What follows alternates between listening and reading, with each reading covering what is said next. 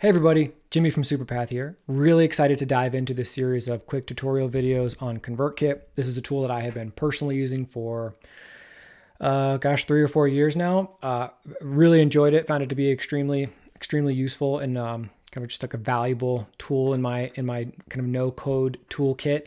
ConvertKit is also our newest partner. Their support helps us keep this community free.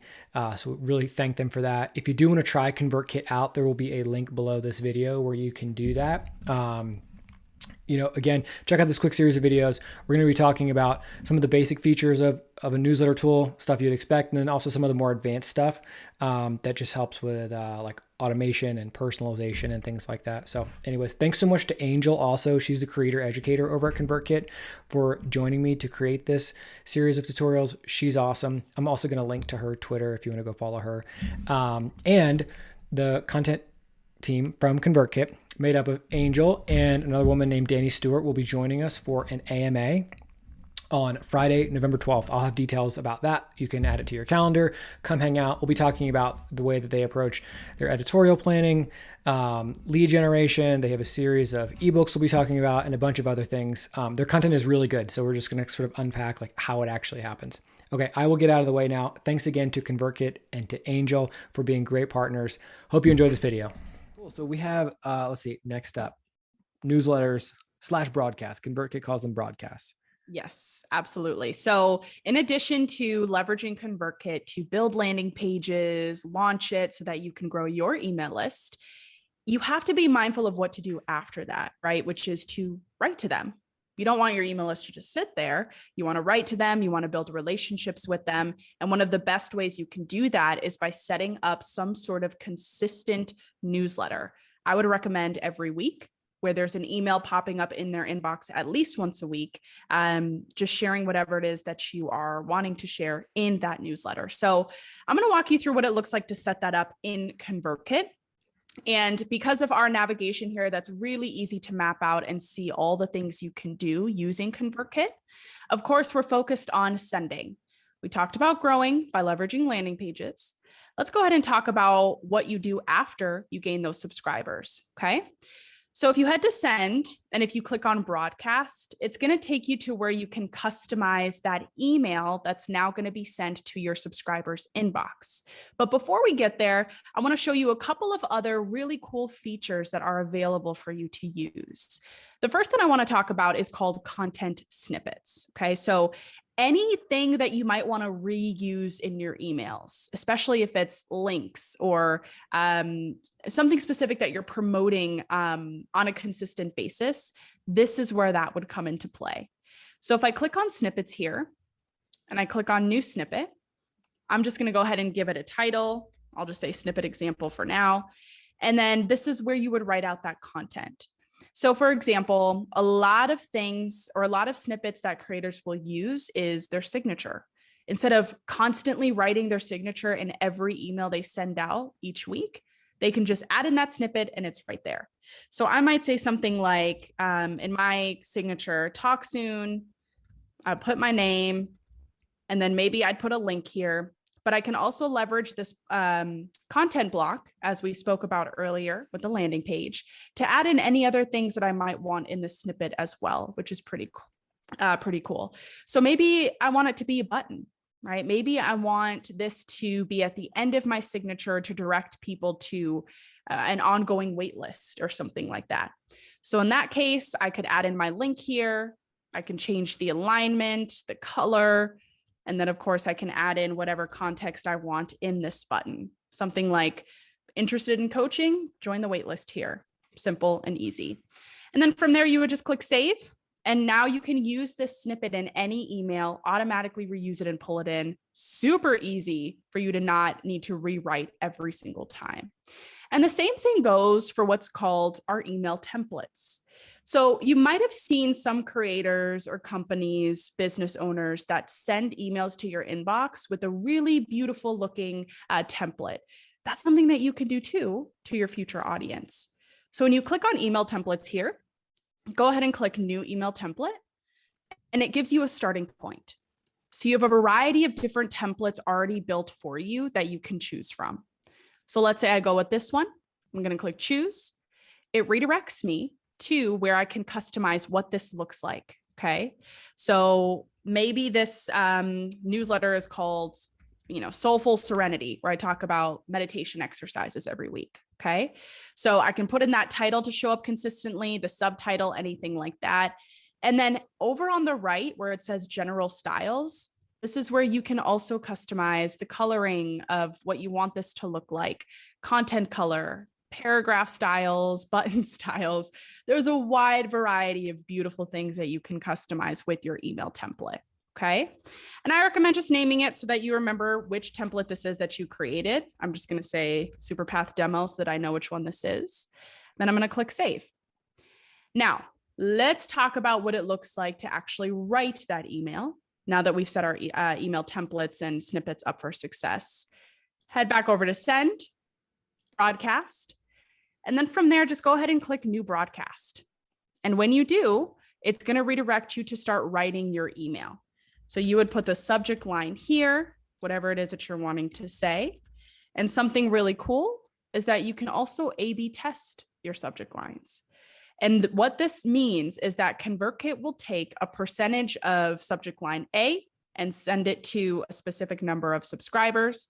And then it'll take subject line B and send it to a different group of subscribers. After 4 hours, ConvertKit automatically will take the highest performing subject line, meaning which one got the most opens and the most clicks, and it'll send that subject line to the rest of your subscribers. That's slick. I didn't know that. Oh, really? Yeah, I didn't know about that automated bit. That's cool. I highly recommend doing it because, as we were talking about previously about reporting, it helps you to see what is sticking the best, what is working really well to your subscribers, like what words, what subject lines work the most, so that you know what it takes for you to get more open rates and click rates, things like that. Pretty cool. Yeah, that's very cool. So this could be another subject line here. And then, of course, in your content here, this is where you would write your email. And something I always tell creators to do is to, of course, do your intro, where you do have the ability to automatically add in their name to the email so that it comes off as more personalized as well. And then from there, you can just write and, of course, leverage that content block, same as you did with the landing page, to add in other creative components to this email. So many cool things you can do. I know for me particularly, I've played around with embedding videos in my email, which is so fun. I've played around with countdown timers too, which can also be really fun. There's just so many interesting things that you'll be able to do in your emails. Okay. That's cool. Can I ask a quick question, Angel, about the personalization?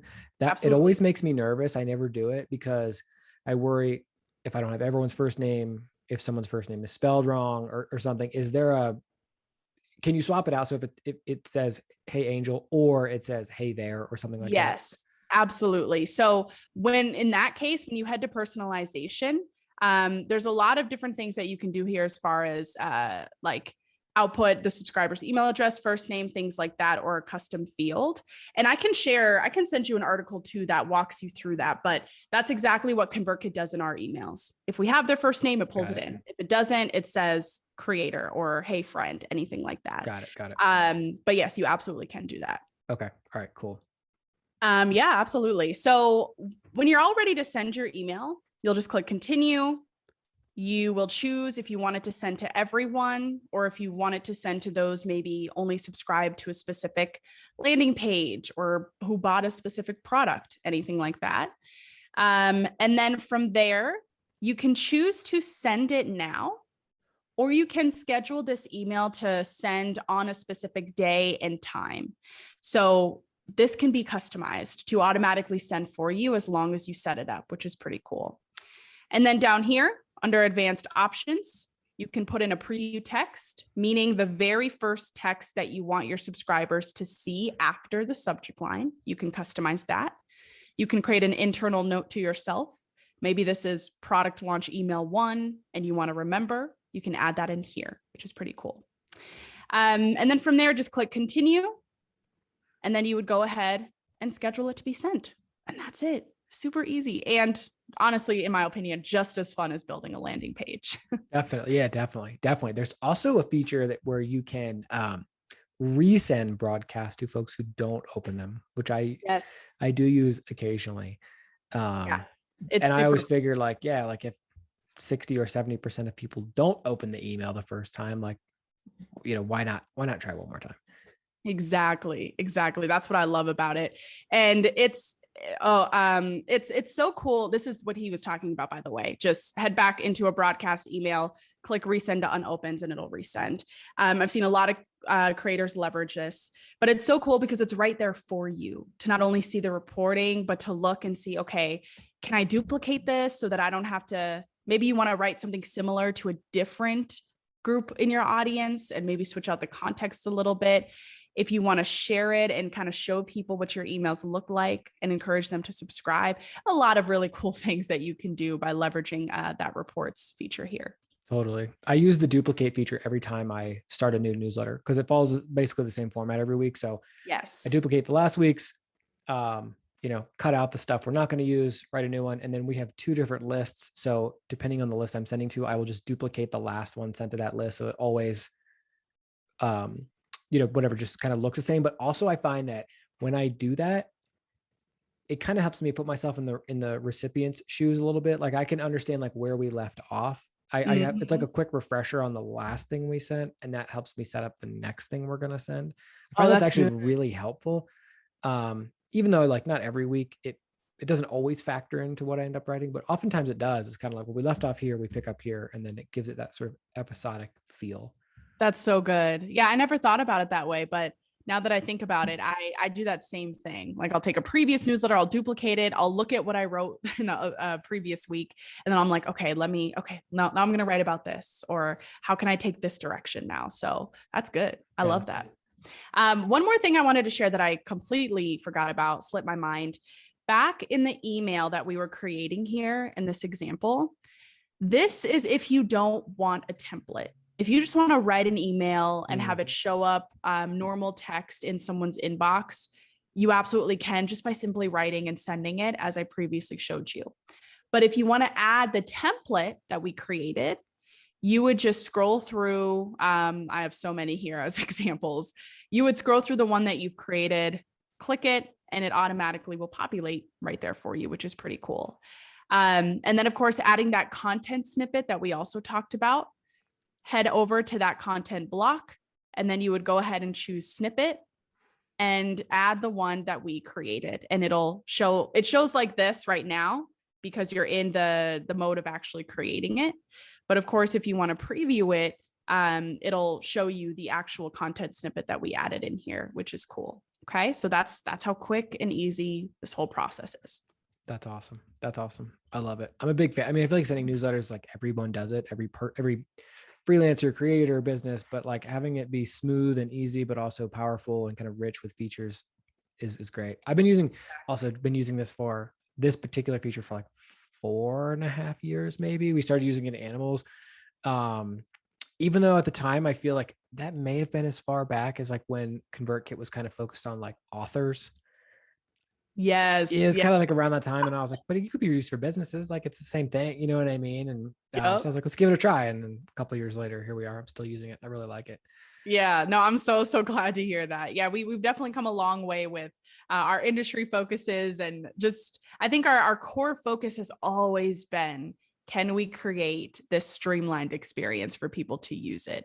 No matter what industry we're chasing after, no matter the different features we add on, if we can stick to it being a very streamlined, beautiful experience for every user, then we did our job. Okay, there you go. Thanks again, Angel, and thanks again to ConvertKit for being an official SuperPath partner. We really appreciate their support.